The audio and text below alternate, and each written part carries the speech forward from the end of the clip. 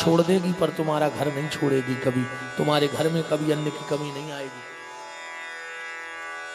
उस दिन हर आदमी को अन्न खरीदना चाहिए। चैत की पूर्णिमा के दिन तो ब्राह्मण देवता ये जानते हैं, इसलिए भोजन कराते।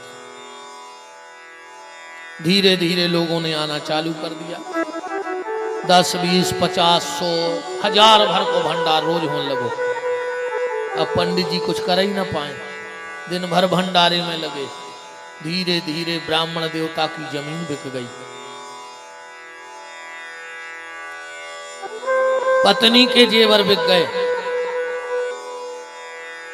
बर्तन बिक गए, एक दिन तो मकान ही बिक गया। पर पंडित जी ने भंडारा बंद नहीं किया। कुछ कर्जा लेकर के भंडारा चलाने लगे। लोगों ने धीरे धीरे पंडित जी के घर जाना बंद कर दिया, क्योंकि ये दुनिया बड़ी स्वार्थी है रे भैया। पैसे के बहन भ्रात, पैसे के तात मात, पैसे की हित जात, पैसे की लोगैया। अब पैसे से मंदिर मस्जिद तैयार होत, पैसे बिन यार को बात ना पुछैया। और कहते हैं तुलसीदास, पैसा तुम राखो पास, पैसे बिन मुर्दे ने लकड़ी नहीं पाई है। हमारी सभी ललितपुर के साहू परिवार उपस्थित है जन्मोत्सव में, सबका बहुत बहुत मान है। श्री वृंदावन बिहारी लाल की।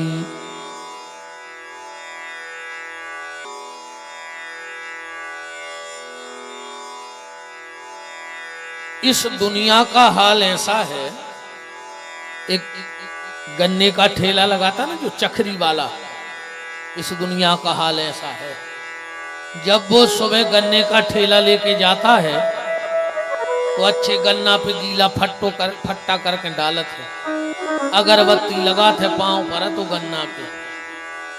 और जैसे ही बाजार गओ और गन्ना डारो चखरी में, रस निकाल के बेच दो, चाँच रो तई फेंक के भग जाता।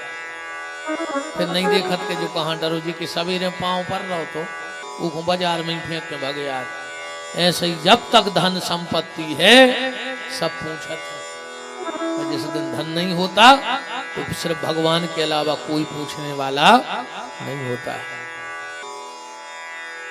देख लिया संसार हमने, देख लिया, ओ देख लिया संसार हमने, देख लिया, देख लिया संसार हमने, देख लिया, देख लिया संसार हमने, देख लिया। स्वार्थ के सब यार हमने देख लिया, स्वार्थ के सब यार हमने देख लिया, स्वार्थ के सब यार हमने देख लिया, स्वार्थ के सब यार हमने देख लिया। देख लिया संसार हमने देख लिया, देख लिया संसार हमने देख लिया।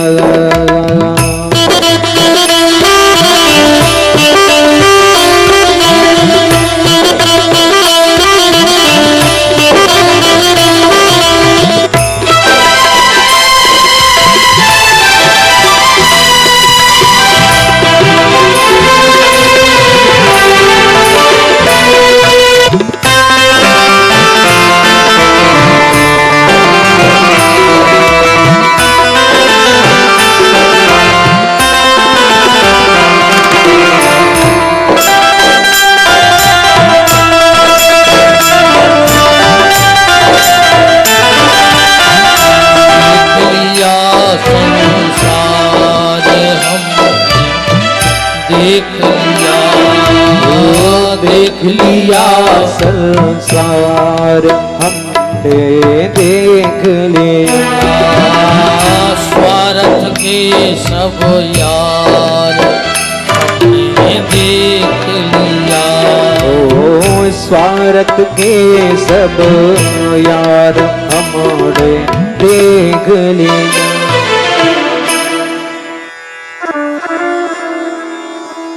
ब्राह्मण के घर में सबने जाना बंद कर दिया। बच्चे कुछ ही लोग जाते। ब्राह्मण ने कुछ कर्जा करके और भंडारा चालू रखा। धीरे धीरे उन लोगों ने भी बंद कर दिया। एक दिन ब्राह्मण अपनी पत्नी से बोला कि सुनो प्रिय, हम जा रहे हैं परदेश धन कमाने। एक तो अपने घर कोई आएगा नहीं क्योंकि सबको पता है कि हम कंगाल हो गए हैं, और अगर भूल से कोई आ जाए तो बगैर भोजन के नहीं जाना चाहिए, चाहे तुझे अपने प्राण क्यों ना देने पड़े। ब्राह्मण तो कह के चले गए। 7 दिन हो गए साहब, घर में चूल्हा नहीं जला ब्राह्मण के। ब्राह्मणी सुबह उठती है, उठ करके स्नान करती है, अब खुद ने भोजन किया नहीं। वो घर के दरवाजे इसलिए बैठी है कि मेरे घर कोई भोजन करने आएगा। अब खुद ने खाया नहीं क्योंकि पति कह गया है। 7वें दिन एक घटना घटी। एक बड़ा तेजस्वी महात्मा जिसकी लंबी लंबी जटाएं जमीन को झाड़ रही थी, ब्राह्मण के घर के दरवाजे आके खड़ा हो गया। ब्राह्मणी की आंखों में आंसू आ गए।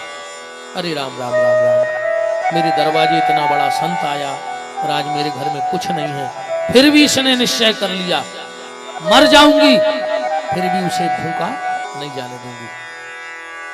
हाथ जोड़कर बोली महाराज प्रसाद पालो। साधु ने कहा बेटी तेरा भाव तो बहुत अच्छा है, पर 21 वर्ष हो गए हमने तो भोजन किया ही नहीं। 21 वर्ष से हमने रोटी नहीं खाई। ब्राह्मणी बोली महाराज फलार कर लो। महात्मा ने कहा बेटी हम फलार भी नहीं करते।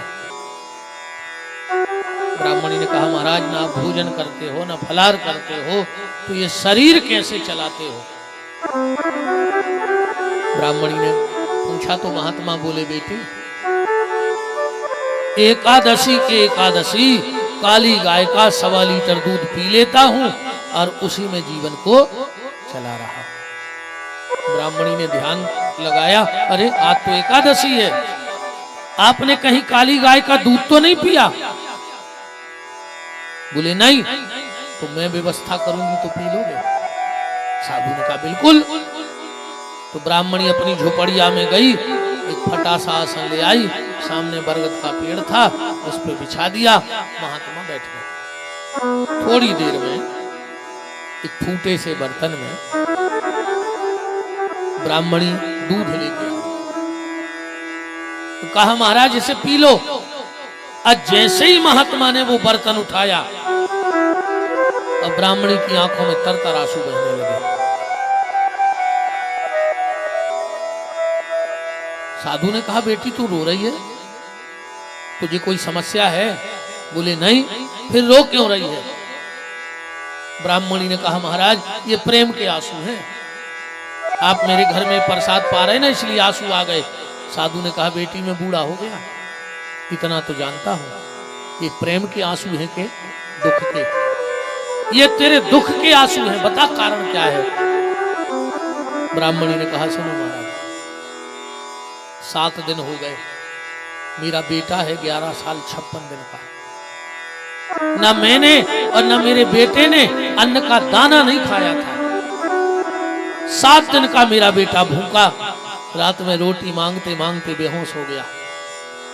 जब आपने मेरे घर में दूध पीना स्वीकार किया, मैं झोपड़िया में गई, अपना बेहोश बेटा उठाया और बाजार में जाकर के मैंने टेर लगा दी कि जो मुझे काली गाय का 1.25 लीटर दूध दे देगा उसे मैं अपना बेटा बेच दूंगी। महाराज मैं अपना 11 साल 56 दिन का बेटा बेची आई और ये दूध ले आई। महात्मा ने कहा, क्या कहा? तूने मेरे लिए अपना बेटा बेचा? तो जा, अगर वो भगवान हम संतों की पथ रखने वाला है, हमारी लाज बचाने वाला है, तो जा, मैं तुझे आशीर्वाद देता हूं। 7 दिन का भूखा था, तो आज से 7 जन्म बाद 11 साल 56 दिन का बेटा था, तो जा, आज से 7 जन्म बाद वो जगत का पिता परमात्मा 11 साल 56 दिन तक तेरे आंगन में तेरा बेटा बन करके खेलेगा। ये मेरा आशीर्वाद है तुम्हारे लिए। सुखदेव जी कहते हैं, परीक्षित, वही ब्राह्मण और ब्राह्मणी 7 जन्म बाद नंद और यशोदा बने और 11 साल 56 दिन भगवान उनके आंगन में खेले। देवकी को यह सौभाग्य क्यों नहीं मिला? देवकी पहले जन्म की कैकई है। ध्यान से सुनना। कौन है? कैकई। राम का जब जन्म हुआ तो राम ने कौशल्या का पायपान नहीं किया। किसका पायपान किया? कैकई का। कभी कभी तो बड़ी दिक्कत हो जाती थी साहब, क्योंकि रामायण में लिखा है कि भरत ठीक हमारी अनुहारी और सहसा लख न सके नर नारी। भरत और राम में अंतर नहीं कर पाते थे लोग, बिल्कुल एक से हटे। कबों कबों तो का हुए, जब दो ही पल्ला में पड़े रहे, कौशल्या जी जाएं, राम को उठाएं, पायपान कराएं और स्वादे वेते में आवे क्या कही सुबह भी राम ही को उठा ले भरत के धोखे। कौ दिन भर भरत भूखे डरे, कौ कबों 2 बार भरत जी दूध पी ले में, राम जी भूखे डरे। एक बार दोनों माताओं ने सोचा ऐसे में तो बहुत गड़बड़ हुई है, अब क्या किया जाए। तो 2 ही ने गोदी उठाए, जो पता नहीं है भरत को कोलाएं और राम को कोलाएं। दोनों लेके वशिष्ठ जी के पास पहुंचे। कहा, गुरुजी इनमें अंतर नहीं मिल रहा, इनमें राम कौन है भरत कौन है? वशिष्ठ जी ने कहा, देवी बड़ो सरल उपाय है, इनमें अंतर ढूंढवे को। बोले कैसे? बोले 2 ही को खड़ो करो, जो राम आए जो भरत आए। बोले गुरुजी कैसे जान गए तुम? हमारे तो अबे भी समझ में नहीं आ रही। क्या जवाब दिया वशिष्ठ जी ने? वशिष्ठ जी बोले, देवी जब इनमें अंतर ढूंढना हो तो दोनों को आमने सामने खड़ा कर लेना। जिसकी नजरें चरणों की तरफ हो समझना वो भरत है, और जिसकी नजरें चेहरे की तरफ हो समझना वो राम है। क्योंकि राम भरत का चेहरा देखे बगैर नहीं रह सकता और भरत राम के चरण देखे बगैर नहीं रह सकता। ये अंतर। तो कैकई का पायपान किया राम ने, कौशल्या को बड़ा दुख हुआ कि जन्म हमने दिया और दूध कैकई का पीता है। राम ने कहा, चिंता मत करिए, बदला भी चुका दूंगा। अगली बार जन्म देवकी के गर्भ से ले लूंगा और कौशल्या तो यशोदा बन के जाना, दूध तेरी गोदी में पी लूंगा। ये पिछला हिसाब भी ठाकुर जी ने चुकता कर दिया। बोलो वृंदावन बिहारी लाल की जय। अब चलिए हम आपको कंस के यहां ले चलते हैं। जैसा ही कंस को पता लगो कि अष्टम गर्भ को जन्म होगा, वो तो पहले ही से डरान हो, तो इतना डरा गो तो कंस। एक दिन नारद जी आ गए, बोले, काय कंस बड़े दुखी से हो? कंस बोलो, हमें जा बता, हम हमारे भी बारो कैसे हो जे। नारद जी बोले, कारिया इतनो डरा गो जो कारिया से इन्हें जितने गांव में कारिया आते सब भगा दे। ये को कारिया कपड़ा पहने उनको जेल में डाल देवे। इतनो डरानो। एक दिन रोटी खावे बैठो, कोरा डुबो दार में, वो में जीरो अतरा रहा हो तो बगरो बगराओ। कहने लगो, दौड़ो दौड़ो। बोले क्यों? बोले दाल में कुछ काला है। पता नहीं कि दाल में कारिया है। वो कंस ने कही थी जब से चल रहा हो। उस दिन से कंस ने रोटी खाना ही बंद कर दिया। इतना डराना। दौड़ करके गया, देवकी की गोदी से उस कन्या को उठाया और जैसे ही शिला पे पटकने लगा, देवकी ने कही भैया तेरी जा तो कन्या आए, तुम आओ का करे जा। कंस बोलो बहन तुम बड़ी भोली हो, तुम वो विष्णु को नहीं जानते, आओ एक बार वो हमें मारवे, राक्षसों को मोहिनी बन के आ गओ, तो हो सकत एक बार फिर लड़की बन के आओ हो, आज जो भी तो हो सकत कि जैसे की शादी हुई वो हमें मारे, तो नेरे है बांस ने बजे है बांसुरी, भाई मार दे।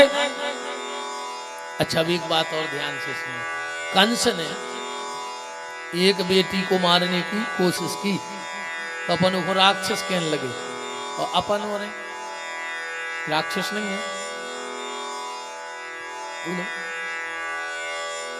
अगर पता लग जाए कि पेट में बिटिया है, आदमी तुरंत मरवा डाले,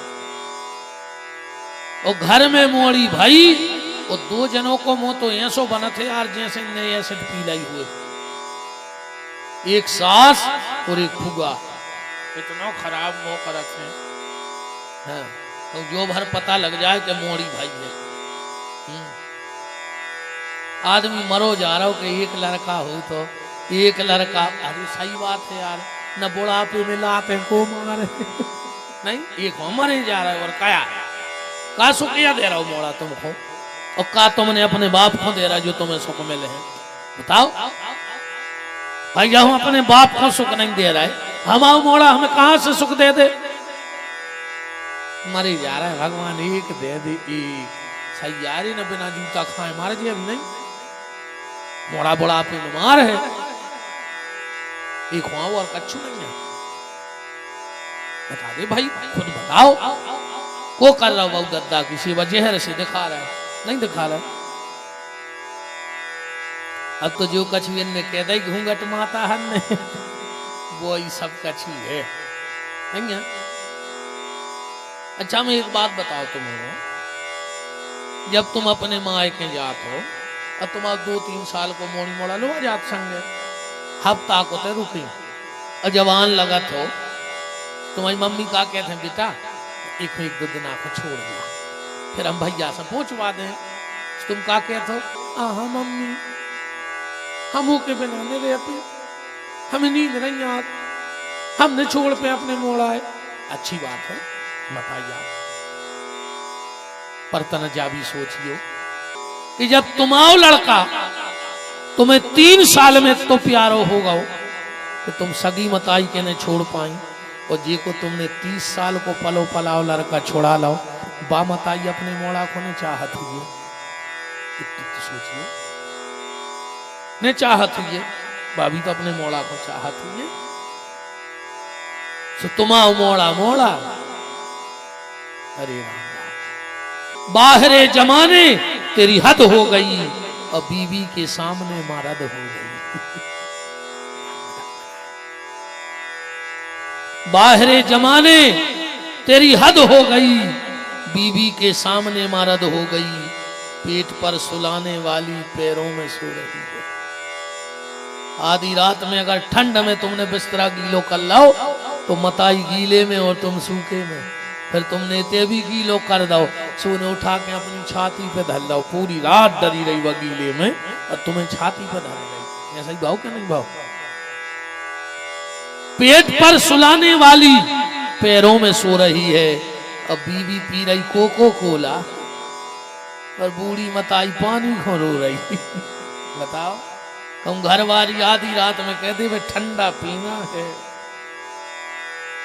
चंदेरी की दुकान है खुलवा ले, मताई को पानी दाए में रो रहे, मंदर की चौखट घोर खाई गाय, रोज को जा रहा है मड़िया और बाबू से कह रहा है घुड़िया, तुमको बेमाना है, वो तो जान दे तुम्हारे मोड़ी मोड़ा बड़ी हुई से कुछ रहे तुमको, देखा तो रहियो भैया।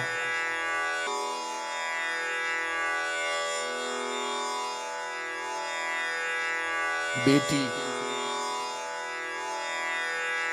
अगर देखो बेटा अच्छो न करो तो मरबे के बाद तुम्हें पानी दे है, तुम स्वर्ग चले जाओ, अकम बिटिया अच्छी निकली तो माँ बाप को जिगत में वैकुंठ देते, मरने के बाद नहीं जिगत में। जिस दिन तुम अपनी बेटी का कन्यादान करोगे वो उसी दिन तुम्हारे वैकुंठ के दरवाजे खोल देते। अकम घर की बहू अच्छी न करे आई तो न तुम्हें स्वर्ग जावे की जरूरत आए और न वैकुंठ। तुम जहां रहते हो वही घर को स्वर्ग बना दे, वही घर को वैकुंठ बना दे। अकम बहू खराब न कर पाई तो न तुम्हें नरक जाने आए और न कहूँ बस सब तुम्हें उतना ही बता दे वही घर में। हाँ फिर कहूँ नहीं जानवा तो तुम्हें सब बता दे अपने जिगत में, इतना ही भोगवा दे सब कछु। बेटी को मत मारो, सबसे बड़ा पाप है। हाँ आज ये दुर्भाग्य है कि सिर्फ बेटियां मर रही हैं। हमारे पत्रकार भैया बैठे हैं, आज तक कभी कोई ऐसी खबर लगी पेपर में कि सिलेंडर फट गया सास मर गई? लगी कोई खबर ऐसी? डिब्बी गिरी सास मर गई, फांसी के फंदे पे झूल के एक सास मरी, लगी कभी खबर? पर ऐसी खबरें खूब लगती हैं, सिलेंडर फटा बहू मर गई। क्यों? सास पे सिलेंडर नहीं फटेगा, उनको रिश्तेदार यार नैन पे डब गया लुढ़ के तेल की, अकेली बहू मारा था। कारण दहेज। ये दहेज का दानव समाज को खा रहा है। हमें तुम आए थे तो पता नहीं है, हम आए थे सागर में एक बुद्ध को बाजार भरत है, आज बुद्ध भी है। बुद्ध को बाजार भरत है राहतगढ़ बस स्टैंड पे, वो में बेलवा बिका था। तो सब बैलों के गले में तख्ती टंगी रहती। अब तो वो बंद हो गया, लगभग बहुत कम बैल तो बहुत मेला लगत तो अब वो ये से बंद हो गया कि उन बैलों को शर्म लगन लगी। आज के आदमी लड़का बेच रहा है नटवा से सब उन बैलों को शर्म लगन लगी। हाँ हमारे भैया जितने लड़का बैठे हो, जोन माँ बाप तुम्हारी शादी को दहेज लेवे, अगर तुम उनको पानी न दे हो तो तुम्हें पाप न लगे। हाँ अगर बुढ़ापे में उनकी सेवा न करो तुम्हें पाप ने कहा हम कह रहे मंच से। कारण क्योंकि तुम्हारे माँ बाप ने तुम्हें बेच दिया है, अब वो अपना अधिकार खो चुके। आजकल आदमी कहता जब से बहू आई है वो तो बहू के बस कायले हो जाए, बहू के बस में वो के बाप ने खरीद के दो, तुम्हारे बाप को तक झुकने पाए 5 लाख में खरीदो के बाप ने, तुमने बेचवा है, तुम्हारा का अधिकार रहेगा ऊपर? बताओ क्या अधिकार है? बेचा है उसने। दहेज लेना 2 जगह दहेज आओ तो आज नो इतिहास लिखे हैं, खबर राखियो। एक धृतराष्ट्र के घरे आओ तो दहेज में मम्मा शकुनी आओ तो कागज करी थी उन्हें, और एक राजा दशरथ के दहेज आओ तो कई के संग मंथरा मिली थी दहेज में कि नहीं मिली थी? दहेज की वस्तु खराब होती है। और भैया एक बात तो सोचो रे, जोन माता पिता अपने करेजे को टुकड़ा दे सकते हैं निकाल के, उनके लाने पैसा का कीमत रखते यार? ईमानदारी बताओ, जितने माँ बाप ने बेटियों के हाथ पीले किए हो, जब हरे मंडप में बाप बैठता है और हाथ पीले करता है तो हर बाप को ऐसा लगा तो समय कि अगर हम कुबेर होते समय तो पूरी संपत्ति निछावर करके मोड़ी पे फेंक देते, पर क्या करें भगवान ने तो नहीं दो। भैया ऐसो पाप ने करियो रे, कोनों की बहू होने जलाइयो, बिटिया को ने जलाइयो, गर्भ में बिटिया ने मारियो, नौ दुर्गा में पत्थरों पे खंगी पानी डाल, जय हो दुर्गा, जय हो दुर्गा। और जो साक्षात दुर्गा तुम्हारे घरे आ रही थी वो गर्भई में मारा रो, वो हो सकता है मीरा होगी, सीता होए, सावित्री होए, राधा होए, तुमने आवे के पहले ही मार के फेंक दो। जब गर्भ में हम संतान को मारते हैं तो वो गर्भगत संतान हमें श्राप देके जाती है कि तूने मुझे आने से पहले ही मार डाला, जा मैं तुझे श्राप देती हूं, तेरा आंगन किलकारी के लिए तरसेगा, तू बजुआ हो जाएगा, तेरे यहां कोई संतान नहीं होगी। भैया ऐसो पाप न करियो, बिटियों को न मारो। तो कौन बिटिया मार रहे यार भैया तुम्हारे? कोई पगड़ी तो कोई कुर्सी बेच देता है, कोई पगड़ी तो कोई कुर्सी बेच देता है। मिल जाए अगर अच्छा भाव तो जज फैसला बेच देता है। मिल जाए अगर अच्छा भाव तो जज फैसला बेच देता है। और जला दी जाती हैं ससुराल में वही बेटियां जिनकी शादी में बाप अपनी किडनी बेच देता है। जिन्हें किडनी बेच के ब्याह करो तुमने वो की मोड़ी बार दी। अरे ऐसा पाप मत करो। देवकी ने बहुत समझाया पर दुष्ट कंस नहीं माना।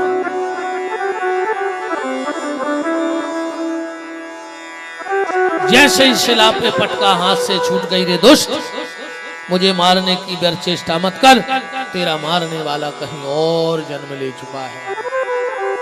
वसुदेव देवकी के चरणों में गिर पड़ा कंस। अरे बहन हमें का पता है तो कि देवता भी झूठी बोलत है। देखो देवताओं ने झूठी बोल दी, हमने तुम्हारी संतान मार दी।